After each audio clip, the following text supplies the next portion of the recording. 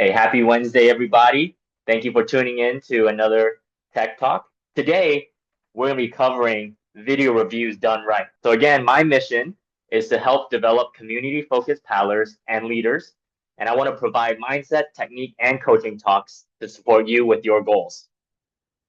In today's agenda, I'm going to talk about the importance of having group video reviews. I'm going to talk about setting expectations prior. And this is kind of the nitty gritty of those video reviews. We want to go with big general fixes first, small nuanced fixes second, and then team fixes third. When I talk about the importance of group video reviews, the idea of video reviews is where your whole team sits together in a room to look over paddling footage. Okay.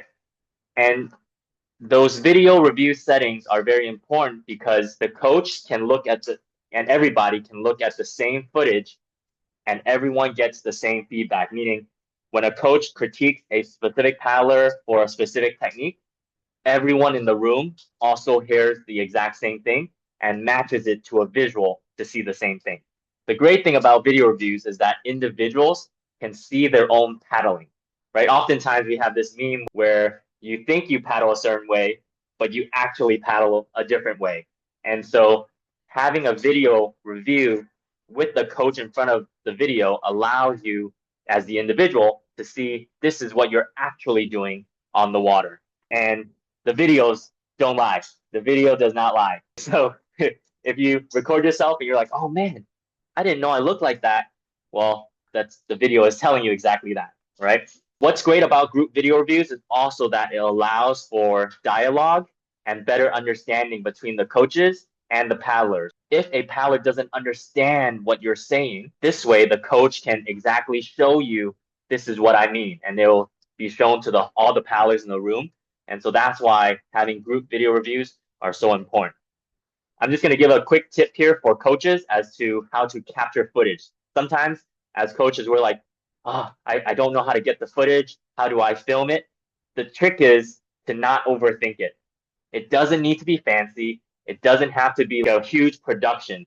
It really could just be in your iPhone, even just from your iPhone with a phone bag that floats. And I like having a phone bag because I don't want you to lose your phone by accident, right? So having a phone bag so that in case it falls and it floats, you can still get it back.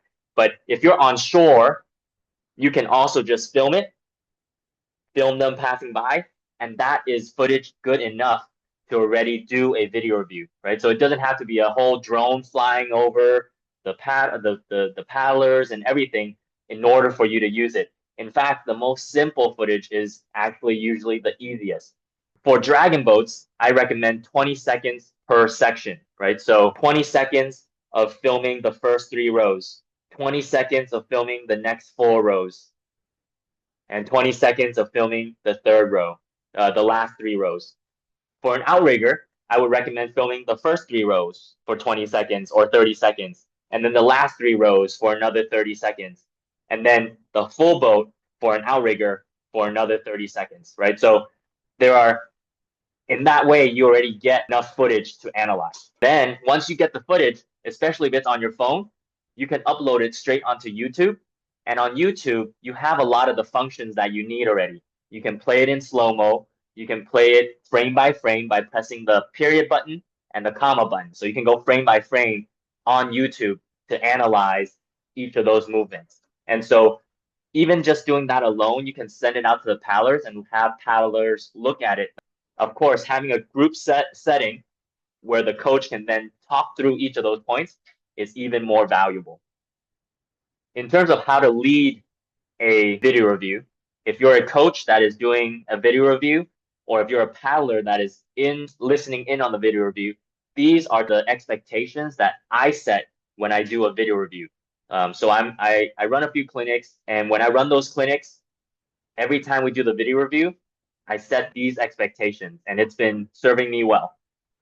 Number 1, I remind all the paddlers that you want to keep an open mind. What we see on the video does not mean you are bad, right? If there's feedback, it does not mean you are a bad paddler.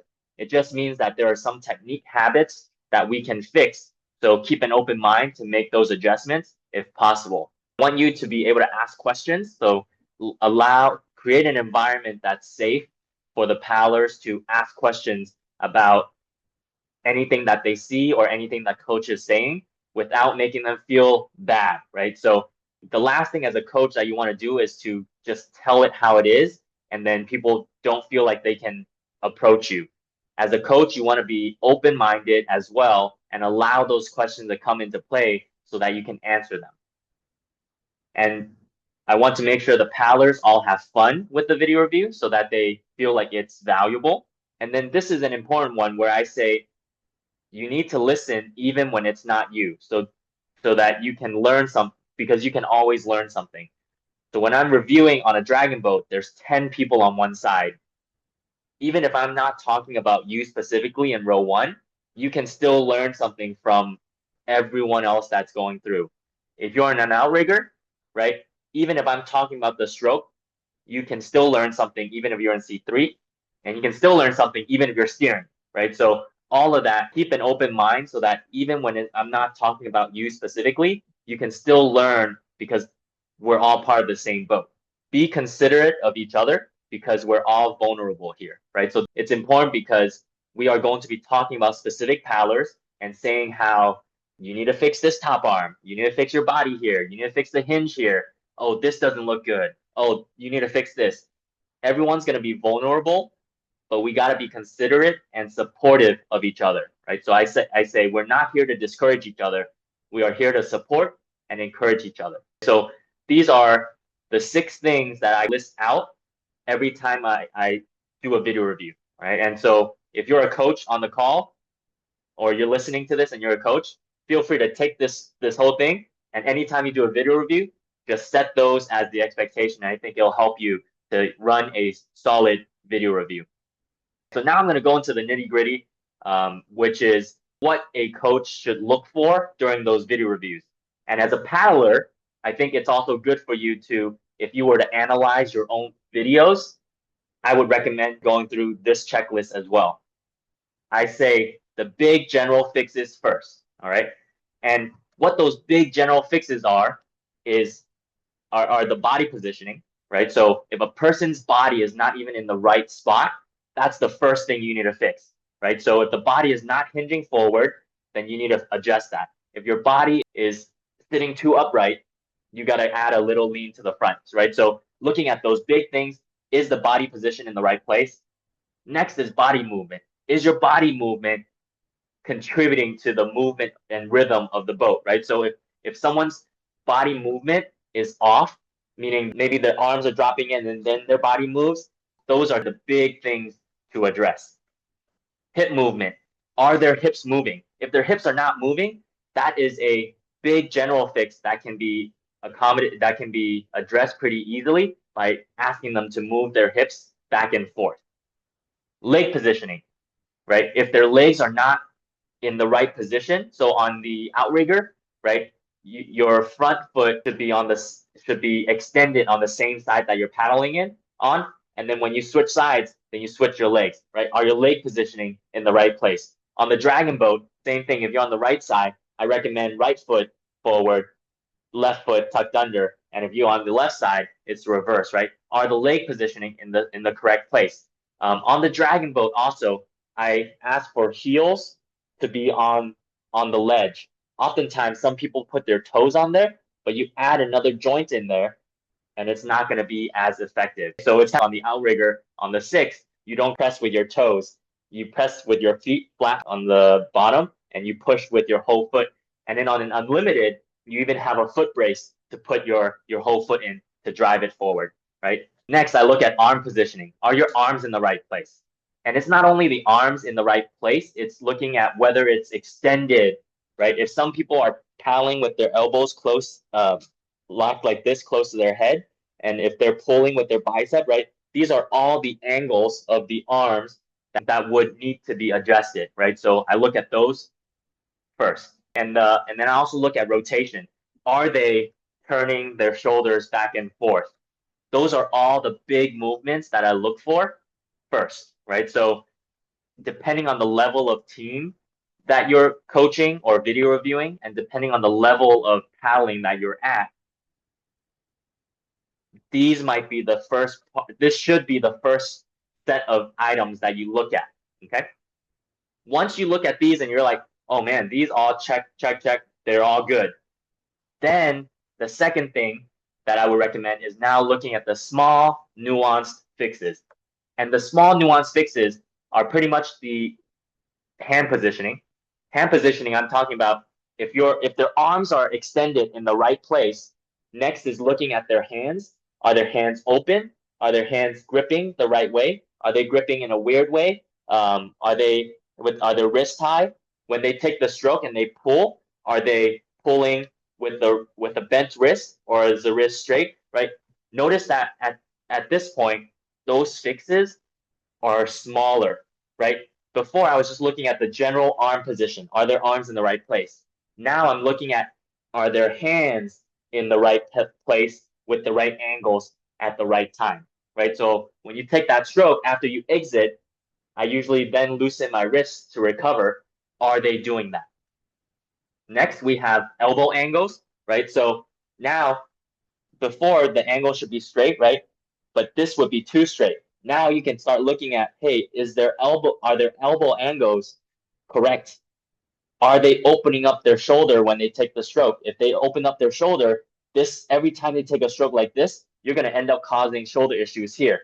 And when you put power, you tend to press down anyway. So you would be better off going ahead and setting up with a internally rotated, stable shoulder to take the stroke. Okay. Next is the hinge angle, right? If someone is hinging already, now we're looking at, are you hinging enough? Are you hinging too much?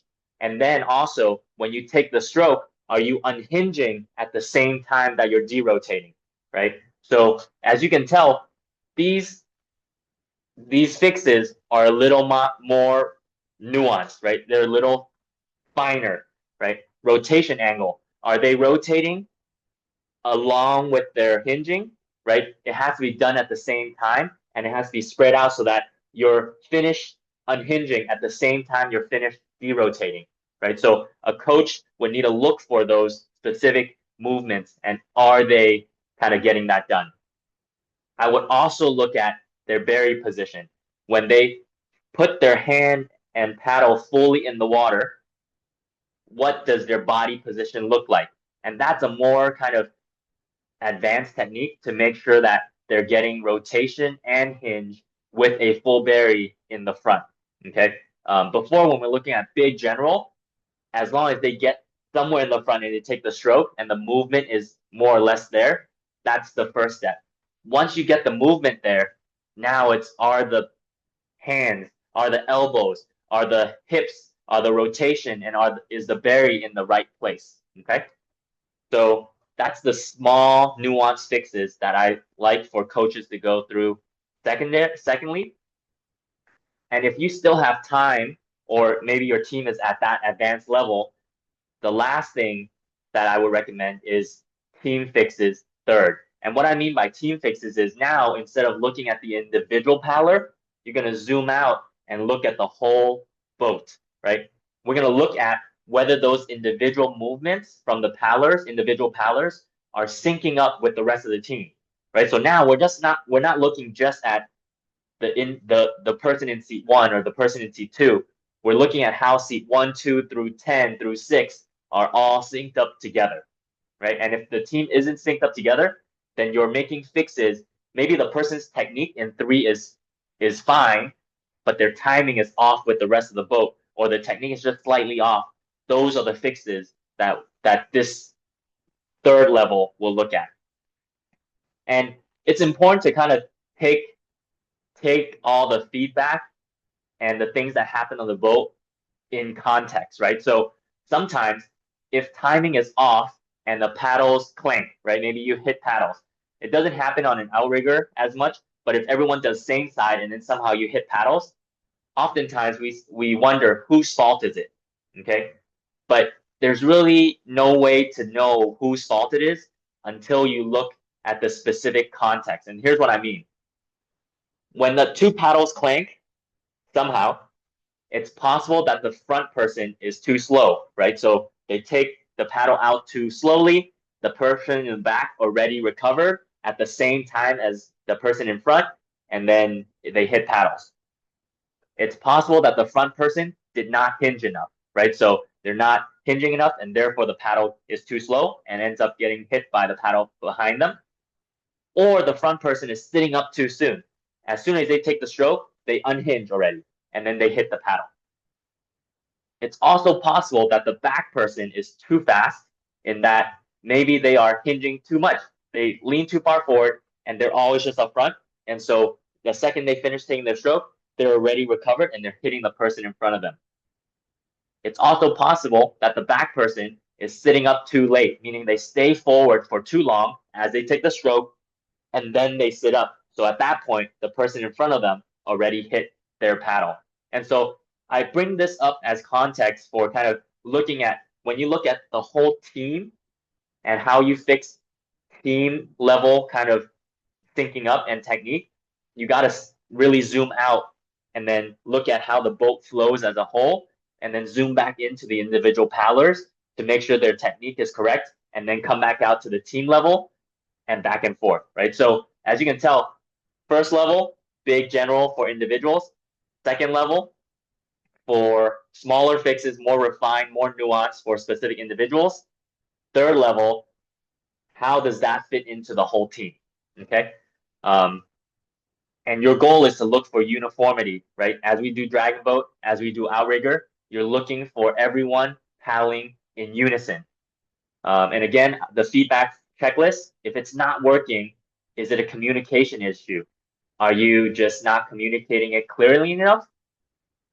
Is it a physical limitation where the paddler can't do what you're asking them to do? Or is it a motivation limitation where they just don't want to do what you're asking them to do, in which you'll then have to step back and kind of talk to them. Okay. So some tips for coaches, I would recommend starting with one video review a year, like an annual video review, maybe before a big race, a month before a big race as a prep, and just try it. It will be very valuable for everyone on the team and a great growing experience for you as a coach. Even just trying it out, putting yourself on the spot, it'll force you to have to say things and give feedback in a way that other people will understand. So I would recommend starting off with one a year, and it can become more frequent when you kind of develop the habit. And then I can recommend up to bi-monthly, like every other month, so that way people can grow from it.